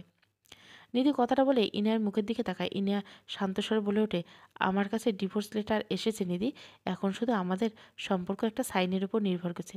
নিধি মলিন হেসে বলে, পরশু ভাইয়া এসেছে ভাবি। ইনায়া শুনে কোনো প্রতিক্রিয়া ব্যক্ত করে না। সে চুপচাপ বাইরের রাস্তার দিকে তাকিয়ে থাকে। নিধি হতাশ। হঠাৎ ফোনে আশায় নিধি উঠে দাঁড়ায়। আসছি ভাবে, একটা গুরুত্বপূর্ণ কাজ আছে। কী কাজ? জানতে পারবে। কাজটা শেষ হলে তুমি সহ এলাকার জানতে পারবে। নিধি কথাটা বলে হন্তদন্ত হয়ে বেরিয়ে যায়। ইনিয়া অবাক হয়ে সেও হলের দিকে এগিয়ে যায়। রাস্তায় কিছুক্ষণ দাঁড়ায় ইনা। আজ সূর্যের তেজ খুব প্রখর। ঘামে জবজবে অবস্থা মুখমণ্ডলে। ইনা ওড়না দিয়ে মুখ মুছে সামনে অগ্রসর হয়। হঠাৎ মাথার উপর কেউ ছাতা ধরতে ইনা পাশে ফিরে তাকায়। জায়ান মুচকি এসে তার পাশে দাঁড়িয়েছে। ইনা একবার আশেপাশে তাকায়। না, আজ গুন্ডা ছেলেপেলে নিয়ে আসেনি। করছেন কি? মানুষজন দেখছে। জায়ান ছাতাটা ইনার হাতের মুঠোয় নিয়ে একটু দূরে দাঁড়িয়ে মিটমিট করে হেসে বলে, প্রহর শেষের আলোর রাঙা আজ চৈত্র মাস, তোমার চোখে দেখেছি আমার সর্বনাশ। জায়ানের হঠাৎ এমন কথায় ইয়ানা চমকায়। হতবিম্বল হয়ে তার দিকে কয়েক নোনা সেকেন্ড তাকিয়ে মুহূর্তে হেসে ওঠে। জায়ান অপলক দৃষ্টিতে তাকিয়ে হেসে দিল মুক্ত ঝরানোর হাসি। ইনিয়া নিজেকে সামলে শান্ত স্বরে বলে, শেষ পর্যন্ত রবীন্দ্রনাথকেও কপি করলেন, তাও আবার নিজের মতো করে বানিয়ে। ইনিয়ার কথা থামলো। তারপর মুচকি এসে আবার বলে উঠল, প্রহর শেষে আলোর রঙা সেদিন চৈত্র মাস, তোমার চোখে দেখেছিলাম আমার সর্বনাশ। এটাই হবে। জায়ান মাথা নিচু করে হেসে ফেলে উঠে ইনিয়ার পানে তাকায়। তা সত্যি কি তোমার সর্বনাশ দেখতে পেয়েছো? ইনিয়া জায়ানের কথার মানে বুঝতে পারলেন না। হাস্যোজ্জ্বল মুখটা এবার রাতের আকারের মতো অন্ধকার হয়ে গেল। এবার মিহি কণ্ঠে বলে উঠল, দেখতে চাইলে দেখাবো, বুঝতে পারলেও বোঝাবো। আমি আর কিছুই নতুন করে বুঝতে চাই না। কথাটা বলে জায়ানের দিকে দুপায়ে অগ্রসর হয় ইনা। জায়ানের হাতে ছাতা ধরিয়ে সে গন্তব্যের দিকে অগ্রসর হয়। জায়ান কুটিল হেসে পিছন থেকে বলে ওঠে, সামনে রেখো নিজেকে বোকা হরিণী। বাঘমামা কিন্তু পিছন ছুটবে। একবার ঘাড় ঘুরলে পিছনে দেখবে বগল দাবা করে ফেলবে। So be careful. কথাটা শুনে ইয়ানা দাঁড়ায়, কিন্তু পিছন ফিরে না। আমি সাবধানে থাকবো, আপনি নিজেকে সামনে নিয়ে, না হলে পিছনে যাবার ভয় নিয়ে পিছু করতে হবে। জায়ান করিম কোনো কাজে ভয় নিয়ে এগোয় না। আর এটা তো মনের ব্যাপার, জোর একটু বেশি। কথা বলে জায়ান পা চালিয়ে চলে যায়। ইয়ানা খানিকক্ষণ পরে পিছনে ফিরে। জায়ানকে আর সে দেখতে পায় না। একটা বড় নিঃশ্বাস ফেলে ইয়ানা সামনে ফিরে হাঁটতে থাকে। হলে এসে ইয়ানা প্রথম গোসল সেরে নেয়। আজ বিকেলে মির্জা বাড়িতে যাবে। সোহানার সাথে কথা বলবে। সাথে মিজানুর করিম ও ফাহাদও যাবে। ইনায়া যখন চুল শুকাচ্ছিল তখন তিথি রুমে আসে। পরনে পাতলা সাদা রঙের সুতির শাড়ি। চুলগুলো সুন্দর করে খোপা করা। হালকা সেজেছে তিথি। নিশ্চয়ই পার্লার থেকে এসেছে। কী ব্যাপার, আজ ইংলিশ ম্যাডাম থেকে বাঙালি গিন্নি হয়েছে? তিথি মুচকে এসে জবাব দেয়, একজনকে সারপ্রাইজ দিব ভাবছি। তা তুমি কি মাত্র এলে? ক্লাস তো মনে হয় সেই কখন শেষ হয়েছে। আর বলো না নিধি, এর খপ্পরে পড়েছিলাম। আটকে রেখে একটা গুড নিউজ দিল। ইহানা ক্লান্ত ভঙ্গিতে বলে ওঠে। তিথি ব্যস্ত হাতে নিজের ব্যাগ ঠিক করতে গেলেও গুড নিউজটা কি? তার আর ঈশান ভাইয়ের বিয়ে ঠিক হয়েছে। হাসি খুশি বলে না। কথাটা শ্রবণাতে তিথি ব্যস্ত হাত থেমে যায়। ভেতরটা কেঁপে উঠে তৎক্ষণাৎ জিজ্ঞাসা চোখে ইহানার পানে তাকায় তিথি। বিয়ে? তারা দুজনে খুশি হতে? সত্যি মেয়েটা খুব খুশি। আমি ওই বাড়িতে থাকাকালীন তাদের মধ্যে এমন কিছুই দেখিনি। বিষয়টা শুধু পারিবারিকভাবে ঠিক করা হয়েছে। তিথি থমকে গেছে। তার মুখে কোনো রা নেই। তত্তরিয়ে ঘেমে একাকার। ঈশান তো তাকে কিছু বলেনি। সে তো জানে ব্যাপারটা। আজ তো ঈশানের সাথে দেখা করবে তিথি। হন্তদন্ত হয়ে তিথি উঠে দাঁড়ায়। ইনা অবাক হয়ে জিজ্ঞাসা করে, অলরাইট তিথি? তিথি কোনো জবাব দেয় না। এক প্রকার দৌড়ে রুম থেকে বেরোয়। ইয়ানা যেন বোকা বনে যায়। তিথি এভাবে হঠাৎ হকচকিয়ে উঠায় ভাবায়। তিথি আর ব্যাগটা রেখেই গেছে। ইনা দীর্ঘশ্বাস ফেলে তৈরি হতে থাকে। নাহান বিকালের দিকে নিজের রুমে যাচ্ছিল। সোয়ানের সাথে কথা বলতে গিয়েও পারেনি। কি করবে বুঝতে পারে না নামান। সে শোয়া থেকে উঠে দাঁড়ায় নিজের ব্যালকনিতে। সেখানে যেতে নামান অবাক হয়। ব্যালকনিতে প্রচুর ফুলের গাছ লাগানো। কিছু কিছু ফুলের নামও যাবে না নাহান। গত 2 দিনে এদিকে আসা হয়নি নামানে। কে সাজিয়েছে এমন করে? মা তো নয়, হবে মাই হবে। শুধু ব্যালকনির পুরো রুমটাই অনেক গোছানো। নাহনের ছবিগুলো পুরনো রুমেই সাজানো ছিল। নাহনের ভাবনা বাদ দিয়ে বাইরে যাবার জন্য রেডি হয়। ফাহাদের সাথে দেখা করতে হবে আজ। গাড়িতে উঠতে ফাহাদের অফিসের দিকে যেতে থাকে নাহন। মাঝখানে গাড়ির জ্যামে পড়ায় নাহন বিরক্ত হয়। এই দেশে পপুলারের সমস্যা বেশি। 20 মিনিটে জ্যাম পড়ে থাকে গাড়ি। নাহন হঠাৎ করে জানলার দিকে বাইরে তাকাতে উল্টো দিকের একটা গাড়িতে ইয়ানাকে দেখতে হয়। সে সিটে হেলান দিয়ে চোখ বুজে রয়েছে। নাহন এক ধ্যানে তাকিয়ে থাকে ইয়ানার দিকে। নাহন হঠাৎ করে লক্ষ্য করে ইয়ানার চোখের কার্নিশ বেয়ে গড়িয়ে অশ্রুধারা বয়ে যাচ্ছে। নাহনের ভেতরটা কেমন নড়ে চড়ে ওঠে। সে ভেতর থেকে চাইলেও লাগতো এই মেয়েটা যেন না কাঁদে। যেটা তার দেখতে একটু ভালো লাগে না। অনেকক্ষণ বাদে জ্যাম ছুটে। নাহন নজর এড়াতে ইয়ানা নিবন্ধ ছিল। গাড়ি যেতে নাহনের হুঁশ ফেরে। সেও গাড়ি স্টার্ট দিয়ে গন্তব্যের দিকে যেতে থাকে। ফাহাদের কাছে গিয়ে প্রথমেই ইনায়ার প্রতি যে সন্দেহ হচ্ছে তা ভাঙতে হবে। কেন জানি না তার বলছে এটাই ইনায়া। বুকের বাঁ পাশে হাত দিয়ে হতবাক হয়ে বসে আছে ঈশান। তিথি তার সামনে বসে রক্ত চোখে তাকিয়েছে। সে পারলে তাকে গিলে খাবে। অসম্ভব সুন্দরী তিথি যখন শাড়ি পরে রেস্টুরেন্টে দরজা দিয়ে ভেতরে এসে ঈশানের হৃদয় সেখানেই থমকে গিয়েছিল। সাদা শাড়ি পরা তিথিকে ঈশানের কাছে স্নো হোয়াইট লাগছিল। ঈশানের মুগ্ধতা তখনই শেষ হয়েছে যখন তিথি এগিয়ে এসে তার বুকের পা পাশটায় কামড়ে ধরে। তীব্র ব্যথায় ঈশান ঝাড়া দিয়ে তিথিকে তার কাছ থেকে সরিয়ে দেয়। তিথির দাঁত কিরমিয়ে ঈশানের সামনে সিটে বসে বলে, এটা কি হলো ইতান? সিল মেরে দিয়েছি যাতে করে তোমার বউ এটা দেখে তোমার থেকে 10 হাত দূরে থেকে। ঈশান চমকায়। হতভাবে জিজ্ঞেস করে, বউ মানে কি বলছো? তিথি এবার ফুঁসে উঠে গজগজ করে বলতে, ন্যাকা, কিছু জানো না? 2 দিন পর বউ নিয়ে এসে বলবে আমি কিছু জানিই না, কিছু না। ঘুম থেকে উঠে দেখছি বিয়ে হয়ে গেছে। ঈশান এবার একটু রেগে যায়। কখন থেকে আজে বাজে কথা বলেই চলছে তিথি। কিঞ্চিত রাগী গলায় তিথিকে বলে, কি হয়েছে বলবে তো আগে।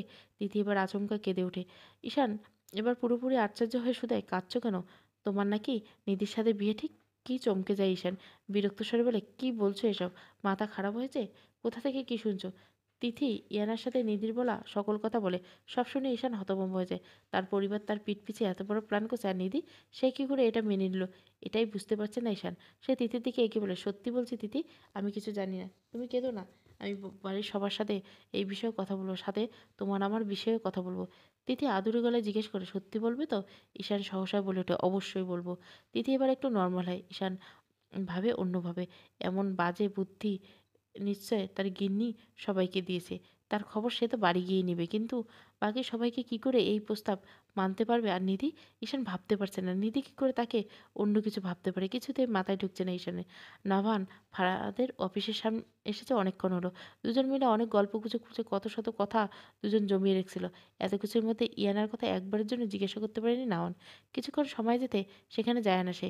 নাভানকে দেখে চোখ মুখ শক্ত করে ফাহাদের পাশে বসে। 2 ঘন্টা পর দিয়েছি, কোনো সমস্যা? জায়ান গম্ভীর স্বরে বলে। ফাহাদ হালকা হেসে জাওয়ানকে বলে ওঠে, আর বলিস না, এতদিন পর নাভানকে পেলাম তাই একটু সময় নিচ্ছি। জায়ান নাভানের দিকে তাকায়। জায়ানের মুখ দেখে বোঝা যাচ্ছে তার প্রচুর বিরক্ত লাগছে। নাভান আলতো হেসে ফাহাদকে বলে, আজ তাহলে উঠি, তোর গুরুত্বপূর্ণ কাজ আছে মনে হয়। না, কি বলিস? এতটা নয়, তোর সাথে পরিচয় করে দে আমার ছোট ভাই। নাভান হাসি মুখে জায়ানের দিকে হাত বাড়ে। জায়ান অভিভূতিদের দেখার মতো ছিল। সে তার মুখ আরও গম্ভীর করে নাভানের বাড়ানো হাত মেলায়। আমি নাভান শাহরিয়া মির্জা, তোমার ভাইয়ের খুব ভালো বন্ধু, আর আমি আপনার খুব ভালো প্রতিদ্বন্দ্বী। এমন বিস্ফোরণ মন্তব্য করে জাওয়ান রুমের বাইরে চলে আসে। ফাহাদের জায়ানের কথা শুনে কাশি উঠে যায়। এই ছেলে যা মুখে আসে তাই বলে দেয়। নাভান জায়ানের যাওয়ার দিকে তাকিয়ে থাকে। অতিরিক্ত বুদ্ধিমত্তা সম্পূর্ণ নাভানের মাথায় বিষয়টা ধরে বসে। সে ফাহাদের দিকে প্রশ্নবিদ্ধ মুখে তাকায়। ফাহাদ হালকা এসে বলে ওঠে, ফাজিল তো এক ছেলেটা, প্রচুর ফাজিল, এমনটাই কথা বলে। তুই কিছু মনে করিস না। নাভান কিছু বলে না। খানিকক্ষণ মুখটা মলিন করে ফাহাদকে শুধায়, তোকে একটা কথা জিজ্ঞাসা করবো? ফাহাদ নাভানের দিকে তাকিয়ে থাকে। নাভান নিজেকে ধাতস্থ করে জিজ্ঞাসা করে, ইনিয়া কি তোর কাজিন? ফাহাদ কথাটা শুনে চমকায়। ইনিয়ার কথা নাভান জিজ্ঞাসা করছে কেন? সে কি ভুল শুনছে? মাথা ঠিক আছে তো নাভানের? ভাবছে ফাহাদ। ফুফুতো বোন আমার। ফুপির সাথে আমাদের অনেক বছর ধরে সম্পর্ক ভালো ছিল না। তাদের মৃত্যু ইনিয়ার সাথে প্রথম দেখায় সব বুঝতে পেরেছিলাম। এমন মিষ্টি মেয়ের সাথে এমন হবে তা মানতে পারিনি। তোর উপর রাগ হয়েছিল প্রচণ্ড। তারপর ভাবলাম জোর করে কেউ কোনোদিন সুখী হতে পারবে না, এর চেয়ে বিচ্ছেদে বলো। নারায়ণকে প্রচুর অস্থির দেখাচ্ছে। ফাহাদের কথার প্রেক্ষিতে কিছু বলতে পারে না, শুধু জিভ দিয়ে নিচের ঠোঁট ভিজিয়ে মিনমিন কণ্ঠে বলে, তুই কি ইনায়ের কোনো ছবি বা অ্যাড্রেস আমাকে দিতে পারবি? ফাহাদ হতবাক হয়ে নাওয়ানের দিকে তাকায়। একের পর এক আশ্চর্য হচ্ছে ফাহাদ। ইনায়ের প্রতি নাওয়ানের এত কিউরিসিটি ফাহাদকে ভাবাচ্ছে। ফাহাদের তাকানো অস্থির হয় নাভান। সে কাতর কণ্ঠে ২ দিন আগেও আজকের বিষয়গুলি ফাহাদের সাথে শেয়ার করে। সব শুনে ফাহাদ নিশ্চয় হয় সে নাভান ইনায়াকেই দেখেছে। ফাহাদ দীর্ঘশ্বাস ফেলে কিছু বলবে, তার আগে রণমূর্তি ধারণ করে জাহান আবার রুমে ঢুকলো। হাতের অ্যাপেল ব্র্যান্ডেড মোবাইল ফাহাদের দিকে ছুঁড়ে মেরে বাজখাই গেলে বলে ওঠে, ১৫ দিনও বেশি হয়নি ব্রেকআপ হয়েছে, তার ভিতরে আবার নতুন গার্লফ্রেন্ড নিয়ে জনগণের সামনে ডেট করছিস? তোর কি একটু বুদ্ধিশুদ্ধি নেই? জাহানের কথা ফাহাদ চমকায়। ভুরু কুচকে কঠিন স্বরে জিজ্ঞেস করে, কী বলছিস এসব? জানি আমি একটু বেশি রিলেশন করছি, তাই বলে ওপেন পাবলিক গার্লফ্রেন্ড নিয়ে প্রেম করবো? তুই আমাকে এত লেম কী করে ভাবছিস? তাও আবার নিজেই দেখ। ফাহাদের ফোনটা হাতে নিয়ে ওপেন করতে চোখ তিরিক্ষের দৃষ্টি ফোনের দিকে তাকায়। তারপর চিৎকার করে বলে, হোয়াট ননসেন্স, এইসব কী? সেটা তুই ভালো করে বলতে পারবি? গমগমে গলায় বলল জায়ান। ফাহাদ শব্দ করে ফোনটা টেবিলে রাখে। নাওয়ান ফোনটা হাতে নেয়। Breaking news. আবারও প্রেমের সম্পর্কে জড়ালেন মেয়র ফাহাদ করিম। গোপন সূত্রে জানা যায় বিরোধী দলের লোক খলিলুল তালুকদারের ভাইয়ের মেয়ে ডিপ রিলেশনে জড়িয়েছে ফাহাদ তালুকদার। খলিল তালুকদারের বড় ভাই আসাদ তালুকদার, তার স্ত্রী দিয়া শাহ, তাদের মেয়ে তিলক। নিউজের সাথে ফাহাদ ও তিলকের রেস্টুরেন্টে বসা ২টা ছবি। নারায়ণ ভুরু কুচকে ফাহাদের দিকে জিজ্ঞাসা করে, এটা তো আমাদের ফ্রেন্ড তিলক। সত্যি তার সাথে রিলেশনে আছিস, তাও আবার বিরোধী দলের মেয়ে? জাহানের অগ্নিদৃষ্টি তাকিয়ে আছে ফাহাদের দিকে। ফাহাদ মাথা ২ হাত দিয়ে চেপে ধরে। সেদিন একটা জরুরি কাজ ছিল, আলাপ করছে তারা। তিলক মূলত ফাহাদের কাছে একটা বিষয়ে হেল্প চাইতে এসেছিল, সেটা নিয়ে অনেকক্ষণ আলাপ করেছিল। কে কখন কাজটা করেছে মাথায় ঢুকছে না। ফাহাদ আবার ভালো করে ছবি দুটো দেখে নেয়। আই নো ভাই, তুই কী করছিস, কিন্তু পার্টির লোকজন খুব খেপেছে। তারা বিষয়টা হালকাভাবে নিচ্ছে না। তারা ভাবছে তুই ডাবল টাইমিং করছিস। সামনে ইলেকশন, এখন যদি নিজেদের লোকজন বিপক্ষে চলে যায় আমাদের আসন ছাড়তে হবে। জায়ান রুষ্ট কণ্ঠে বলল। ফাহাদ কঠিন দৃষ্টি ছবিগুলো পরখ করলো। ছবিগুলো রেস্টুরেন্টের প্রথম সারির টেবিল থেকে তোলা আছে। ফাহাদ হঠাৎ করে তার সামনে টেবিলে বসা নিধির কথা মনে পড়ল। নিধি তাকে দেখে ব্যাকে হকচকিয়ে কিছু লুকালো। তাকে দেখে হন্তদন্ত হয়ে বেরিয়ে যাওয়ায় সবাই এখন মস্তিষ্কে হানা দিচ্ছে ফাহাদের। দপ করে চোখগুলো জ্বলে ওঠে ফাহাদের। সে নিশ্চিত এই কাজ নিধির দ্বারাই হয়েছে। কিন্তু বোকা নিধি কি জানে এই সামান্য মজাতে ফাহাদের কত বড় সমস্যা ক্রিয়েট করছে? বিপক্ষে এতগুলো এটাকে মই বানিয়ে উপরে ওঠার চেষ্টা করবে নিচে। ফাহাদকে এই যদি ভালোই বলে ফাহাদ হ্যান্ডেল না করে, তার পদত্যাগ করতে হবে। রাগে ফোনটা দেওয়ালে ছুঁড়ে মারে ফাহাদ। কিরমিরিয়ে জাহানের দিকে তাকিয়ে রাগান্বিত হয়ে বলে, পাখি বড্ড বেশি উঠতে শিখেছে, ওর ডানাগুলো এবার কাটতে হবে। তুই কিন্তু আমাকে কোনো বাধা দিবি না। জাহান বাজখাই বলে ওঠে, যা বুঝেছিস তা এক্সপ্লেন কর। ফাহাদ সেদিন কার সব কথা জায়ানও আর নাভানো জায়ানকে বলে। সব শুনে তাদের মনে নিধির দিকে সন্দেহের তীর বাড়ে। জাহান প্রচণ্ড রাগ হচ্ছে। লোকটা ঠিকই বলে, মেয়েদের বুদ্ধি হাঁটুর নিচে। এদের রাগ আর তর্ক পুরুষদের উপরেই থাকতে পারে। আগে পিছে কী হবে তা ভাবার বা বোঝার সময় নেই। কিন্তু নাভানের মনে চলছে অন্য বিষয়ে। সে কিছুটা অবাক হয়ে জিজ্ঞাসা করে, নিধি কেন তোর সাথে এমন করবে? কিসের শত্রুতা তোদের? এ যাত্রায় ফাহাদ একটু দমে যায়। তারপর মুখের আদল কিঞ্চিত পরিমাণ দমিয়ে রেখে কী জবাব দেবে নাহান, যে তার বাচ্চা বোনের সাথে অতিরিক্ত ফ্ল্যাট করার ফল? জাহান বিরক্তির চোখ মুখ কুঁচকায়। জাহান আগে থেকে তাদের সকল বিষয়ে জানা। আগে থেকে ফাহাদকে সাবধান করেছিল জাহান। কিন্তু ফাহাদ শুনলেই তো এক যুগ ছোট বাচ্চা মেয়ের সাথে লাগাটা মনে হয় ফাহাদের কাল হয়ে দাঁড়িয়েছে। এখন নামানকে কি বলবে ফাহাদ? অনেক অস্বস্তি লাগছে তার। তবুও ফাহাদ ভেতরে সাহস সঞ্চয় করে নামানের দিকে তাকে করুণ তবু শক্ত গলায় বলে ওঠে, আই লাভ হার। একসময় তাকে চেয়েছিলাম আমি।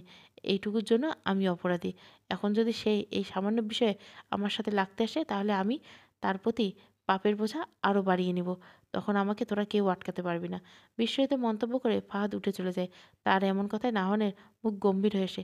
কিসের মধ্যে কি? ফাহাদ নিধিকে ভালোবাসে? এটা যেন তার মাথায় ঢুকছে না। আর যাই হোক, নিধি যে ফাহাদকে মানবে না এটা গ্যারান্টি দিয়ে বলতে পারে ফাহাদ। কারণ অনেক আগেই নিধি নাওয়ানের কাছে নিজের মনের মানুষের কথা বলে দিছে। ফাহাদকে তো রিজেক্ট করবে ভাবছে নাওয়ান। বসা থেকে উঠে দাঁড়িয়ে জায়ানের দিকে এগোয় ফাহাদ নামান। এদিকে জায়ান মনে মনে ভাইকে বাহাবা দিচ্ছে। তার ভাই আসলে রিয়াল ভালোবাসা নিয়ে কনফিউজ নয়। এখন তাকে রাজনৈতিক দিকে সামলাতে হবে।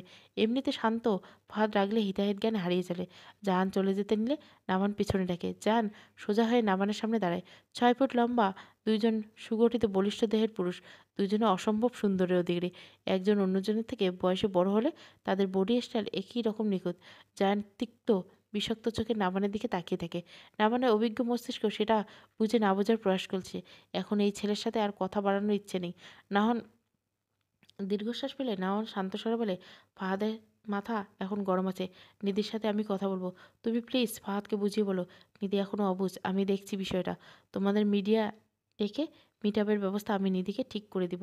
জান মাথা নাড়ায়। নামান ফোঁস করে একটা নিঃশ্বাস ফেলে সামনের দিকে এগোতে জান ঘাড় বাঁকিয়ে বলে, লড়াই তাহলে লেভেলে লেভেলে হবে।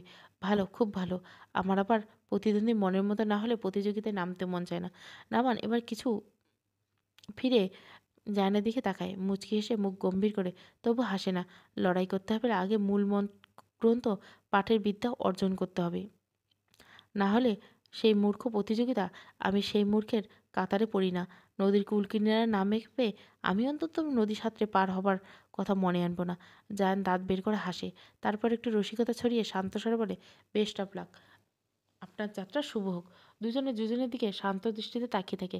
একজন জানায় অন্যজনের অজানা তাদের দিনগুলোর জন্য প্রস্তুতি নেওয়ার জন্য মনোবল শক্ত করতে।